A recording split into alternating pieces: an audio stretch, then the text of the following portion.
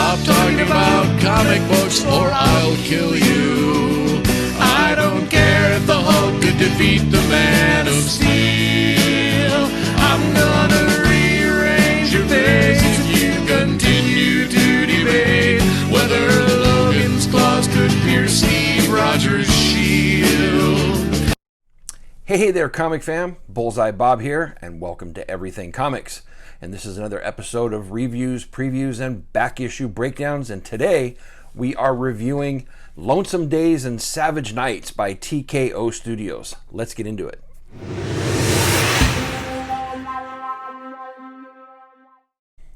So like I said, we are reviewing Lonesome Days and Savage Nights by TKO Studios. This book was released on November 9th, 2020 as part of their third wave of titles. You can find all of those on their website. It was written primarily by Steve Niles, but the story comes from Salvatore Simeone. So basically, Steve Niles is touted as the writer, but the actual story itself was a collaborated effort with Salvatore Simeone. The art is by Szymon Kudranski. That includes the overall design and color on the book, and lettering is by Thomas Maurer. So this book can be purchased directly from TKO. There will be a link down in the description, and the book is found in two formats. One is a trade paperback, which can be purchased for $19.99, or they also sell it in a 6-issue box set. Now, I do have a few of these box sets, and it bears mentioning that the single issues are larger than your normal comic book offerings, so I doubt you'd be able to find any bags or boards for them. But they do come in this pretty amazing dust cover, which you can put on your bookshelf, and it displays very nicely. I've got a few of those. And if you buy it in that format, the price is $29.99. You can also find this on Comixology for $7.99 if you wanted to go the digital route. And I did find some solicitations on eBay in both of the physical formats for prices ranging somewhere between the range of $16 and $32. To round out the introduction to this book, it is in the horror genre, and it's definitely an adult offering, mostly because of the graphic violence, language, drug use, and adult situations. Let's get into the writing.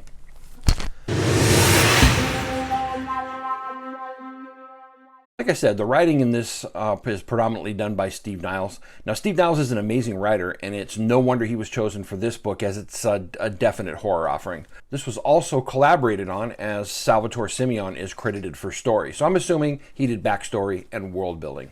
Now, I loved Steve Niles' writing on 30 Days of Night, and that was a great example of taking the horror genre into new territory. And right off the bat, I did not get that out of this. The writing was very good in that it flowed very nicely. I was kept engaged. I never once felt confused on any of the pages. And the only problem I had was with some of the dialogue. Sometimes it felt stiff and uninspired, and other times it felt kind of melodramatic. I may be too picky about that, but with the type of story that's being written, I really wanted the conversations to kind of knock me out of the park. Now, where the writing really shines here is the world building. Now, this may come solely from Simeone, I don't know, but as good as Steve Niles is, I can't imagine that fully.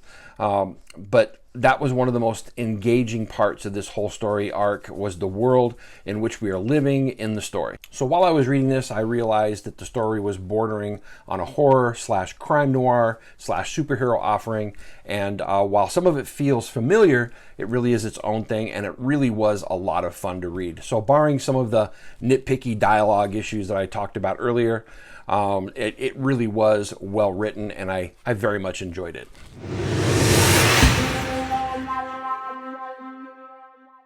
So let's get into the artwork. This is where the book really shined for me. Szymon Kudranski's art in this book is just simply amazing. Probably the best stuff that I've ever seen by him.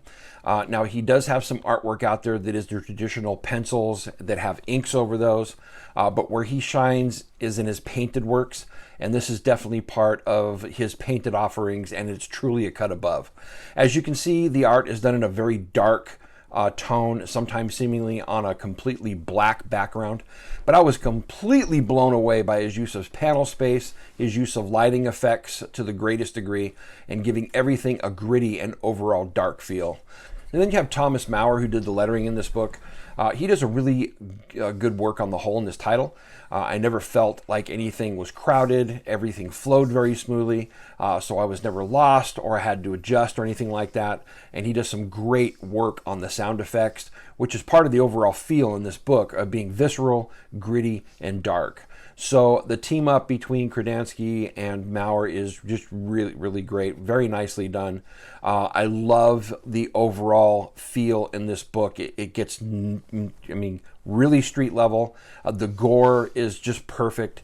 And the overall range of motion that Kradansky uses is, I mean, it's really top notch. As you can see here on the page, he uses some sickly grays, so he uses reds to great effect, but using that predominantly background in a lot of the things that he's doing inside of this book really made it a lot of fun to read. So the story revolves around the main character in the book, whose name is Stu. He went to a police academy to become a police officer, and on his very first outing that he went out on, an incident happens where he gets slashed by this guy, completely flubs up the whole crime scene, and in the process ended up becoming a werewolf of all things. And because this thing was botched so bad, he gets kicked off the force, and now he's left in this place where he's got this whole transformation thing happening to him. He's lonely because he's afraid that he can't control himself, and you know, all the normal tropes that you get out of a werewolf type story.